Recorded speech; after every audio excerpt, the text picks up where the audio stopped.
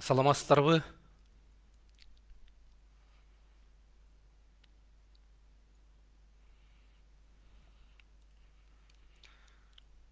Саламатсыздарбы, агайын тугандар? Ассаламу алейкум эл журт. Бүгүн 2021 жылдын 22 январы. Дай бир аз 1-2 мүнөт күтүп туралы.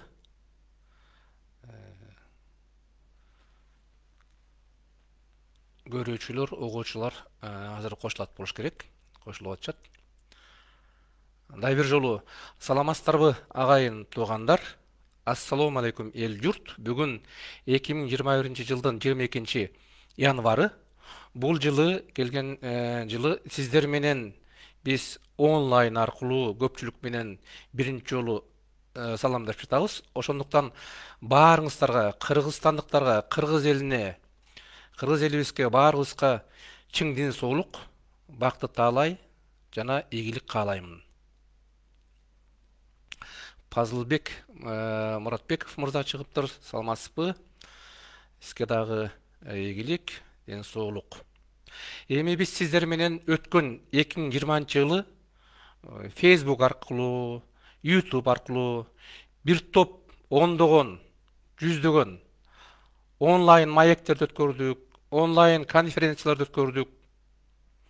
Бир топ биз кыргызстандык биздин жарандар менен маектешин өткөрүп, алардын көпчүлүгү ушул сиздер кайталап уксаңыздар, көрсөңүздөр YouTube'да турат. Эми биз бүгүнкү сиздер менен талкуулай турган, сүйлөшө турган темабыз бул Кыргызстандын эң баалуусу, эң эле жеткис байлыгы бул эмне деген талкуу менен сүйлөшсөк. Мына сиздер көпчүлүгүңүздөр билгендей 30 жылдан бери биздин мамлекет Кыргызстан туңгуйка түшүп кетип, ошондон чыгуу үчүн кыргызстандыктар, кыргыз элибиз 10 январда ушул жылы референдумдан президенттик башкарууга добуш беришти. Жалпы көпчүлүк колдошуп Садыр Жапаровду президент кылып шайлашты. Эми ушул 30 жылдан берки түшүп кеткен туңгуюктан чыгуу үчүн Кыргызстан ылдам аракеттерди көрүп, алыстыга жылыш үчүн туңгуюктан чыгып, бизге ресурстар керек. Кыргызстанда кандай ресурстар бар? Мисалы, биздин коңшу мамлекеттерде, боордош мамлекеттерде, Казакстанда, Өзбекстанда мунай заттары, газ абдан көп. Түркменистанда азыркы убакта бул энергетикалык жактан дүйнөдө эң маанилүү энергиянын булактары болгон үчүн, албетте, бул коңшу мамлекеттердин казынасына жакшы финансылык каражаттар келип турат. Кыргызстанда, биз мамлекетте андай жаратылыштын ресурстары, мунай заттары өтө аз. Өтө аз. Албетте, бизде тоген байлыктар бар. Мисалы, Эстонияга караганда бизде бир топ эле тоген байлыктар бар. Бирок булар дагы жетишсиз. Ошолор да жакшы дебей, мына канчалык көйгөйлөр бар, аны көпчүлүк адамдар билишет. Эми дагы кандай ресурстар бар? Эң эле күчтүү ресурс бул жалпы дүйнөдө эң кымбат ресурс, байлык бул ошол мамлекеттин жарандары, адамдар. Бул ар бир мамлекетте ошондой. Мисалы, мына Германияны алып көрсөк, буларда эч кандай мунай заттары, газ, эчтеке жок. Японияны алып көрөлү, көптөгөн мамлекеттерди алып көрсөк, ошондой эле көрүнүш. Бирок алар өзлөрүнүн эң негизги байлыгын, жарандарды, адамдарын өзлөрүнүн туура колдоп, ошол жарандар жакшы билим алып, мына мамлекеттери жакшы өнүгүп, Мамлекеттин эң негизги милдети кайсы? Бул адамдарга жакшы жашоону, өзүнүн жарандарына камсыз кылуу. Эки жакка кетирбөө. Мына жакында эле 1-3-4 күндөн бери Кыргызстанда өтө чоң мындай дискуссия, талкуулоо болуп атат. Биздин кээ бир жогорку кеңештин депутаттары мурунку баягы өткөн терминдерди колдонуп, эшелон болуп туруп, эшелон кылып туруп,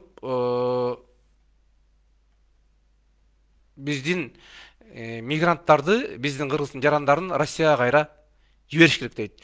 Биринчиден бул өтө одоно сөз. Азыр баягы бул кишилердин өздөрүнүн айткандай, баягы согуштун убагында эшелон болуп келишкен дейт. Бул туура эмес, себеби дегенде бияктан жазып атышат, көрдүм WhatsApp'тан, рахмат. Ал согуш болгон, айласынан ошондой эшелон болуп келишкен. Азыр тынччылык абал. Биринчиден. Экинчиден, эң негизги өзүбүздүн мамлекеттин байлыгын, адамдарды эшелон кылып кетирүү деген бул өтө түшүнбөстүккө жатат. Колдогу байлыкты, колдогу алтынды бекер чачып жиберүү дегенге жатат. Эми бул тууралуу көп адамдардын да ойлору бар. Ошонун ичинде бийликтин дагы. Мен президенттин кеңешчиси катары 7 январда Садыр Нуркожоевич менен жеке резиденцияда сүйлөшүүдө болдум. Мына ушул биздин шайланды, 3 күндөн кийин шайланды. Ушул биздин президенттин да ою боюнча, көпчүлүктүн ою боюнча жалпы негизги логикалык жактан түшүндүргөндө, наоборот, биз өзүбүздүн жарандарды келтирип Кыргызстанда жумуш менен камсыз кылып, жакшы жашоого түртүшүбүз керек, багыт беришибиз керек. Себеби дегенде, эгер адамдар жана биздин кээ бир депутаттар айтып аткандай, кээ бир бир-экөө айтып атышпайбы? Ошондой кылып чет жака, мисалы Россияга 100 миң деп, миллион деп кетсе, ал адамдар биринчиден өтө кыйналышат, өзүлөрүнүн энергиясын башка мамлекетке жумшашат. Ошол убакта Кыргызстанда жумушчу күчү жетишпейт, жакшы объектилер, өндүрүштөр, айыл чарба жүрбөйт. Макул азыр барган ошол биздин жарандарыбыз, чет жакта иштеген, өзгөчө Россияда иштеген миллиондогон, 100 миң деген адамдар акчасын которуп атат. Ата-энелер биякта. Бирок алар 20-30 жылдан кийин ошо Россиянын жараны болуп калат. Ошол жерде туулуп өскөн балдар Орусиянын гражданы болот. Алар акча которбойт андан кийин. Мына биз ушундай абалды Пакистандан, Индиядан көрсөк болот. Мындан 50 жыл, 100 жыл мурун ушундай абал болгондо, Пакистандан, Индиядан 100 миң деген адамдар Англияга, Европага, Америкага, Канадага барып иштешкен. Алар адегенде акча салып турушкан, андан кийин бүттү. Алардын кийинки муундары, балдары, неберелери ошол мамлекеттин жарандары болуп калып бүттү, түшүнүк такыр башка. А биз Кыргызстан, Пакистан, Индия, Кытайларга теңире албайбыз. Бизде болгону бир 6 миллиондон ашуун эле калк бар. Бул Кыргызстанга өтө, Кыргызстандын территориясы 299 миң чарчы километр өтө астык кылат. Элдин саны 15, 20, 30, 40 миллион болуш керек. Ошондон мамлекет жакшы өнүгөт. Албетте, биздин жарандар мына келтире албаттыгы эле келишти көптөрү. Пандемиянын аркасынан. Орустар айтып коет, нет худо без добра деп. Ошол худо болду, бирок көптөгөн 10 миң деген жарандарыбыз келди. Эми ушуларды кайра Россияга эшелондоп кетиргөндүн ордуна аларды басмырлап, ошол жактагы чоочун өлкөгө кыйынчылыкка кетиргендин ордуна тескерисинче биз мамлекетти ушул жерден элибизди калтырып өнүктүрүшүбүз керек. Мына ушул тууралуу Садыр Нуркожоевич менен биз улуттук идеологияны, ошонун ичинде улуттук идеяны, улуттук стратегияны талкууладык. Өтө жакшы пикир болду. Азыркы келген бийликтин, азыркы биздин президенттин Садыр Нуркожоевичтин дагы максаты элдин жашоосун, бакубат жашоосун Кыргызстанда камсыз кылуу, Кыргызстанда калтыруу, мамлекетти өнүктүрүү. Мына биз сиздер менен, урматтуу көрүүчүлөр жана угуучулар, былтыр ондогон берүүбүздө өзүбүздүн элдик кыймыл түзүп, Кыргызстанды сактоо жана өнүктүрүүдө улуттук идеологияны, идеяны, стратегияны талкуулап келдик. Кыскача эгерде айтсак, бул улуттук идеологиясы бул Кыргызстанды сактоо жана өнүктүрүү. Улуттук идеология деген эмне? Бул эгерде кыскача айтсак, бул коомдун, жарандардын ошол өзүнүн жашоосунун маңызын таанып билүүнүн процесси. Албетте, коомдо адамдар жашайт, ар биринин таламдары ар кандай болушу мүмкүн. Мисалы, 60%ке жакын биздикилер ислам динин, мусулманчылыкта турушат. 10-15% теңирчиликти каалашат. Дагы бир 5-10% машаякка өтүп кетишкен, христианство деп. Атеисттер жүрүшөт. Булардын баарынын өзлөрүнүн каалоосу, бирок ушулардын баарынын башын бириктирген бул мамлекеттин бир таламы болгон бул улуттук идеология. Улуттук идеология биз сиздер менен былтыр талкуулагандай, улуттук идеядан жана улуттук стратегиядан турат. Улуттук идея бул кыска сөз менен эле берилет. Бул кыска сөз менен эле мына Манаста бар экен, биз өзөгүбүздү алдык Манас эпосунан. Бул куттуу эл. Бул философиялык түшүнүк. Ар бир өнүккөн мамлекеттерде бар. Эгерде мамлекеттин улуттук идеясы жок болсо, андай мамлекетти тышкы душмандар, тышкы көрө албастар кодулашып, ички душмандар, коррупционерлер жоготушат. Бул тарыхта болуп келген окуя. Башка кээ бир мамлекеттерди карасак.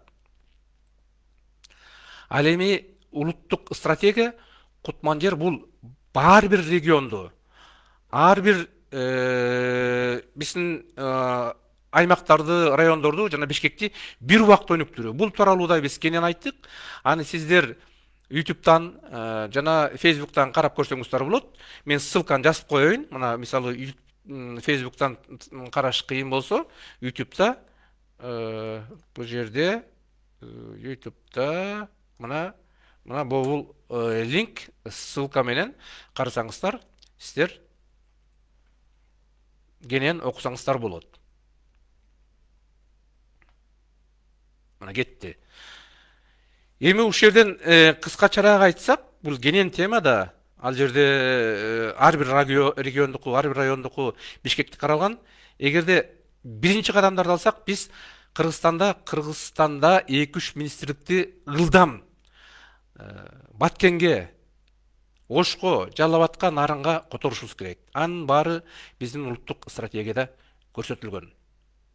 Андан тышкары мамлекеттик университеттердин бир топтордун факультеттерин региондордогу университеттерге кошуу керек.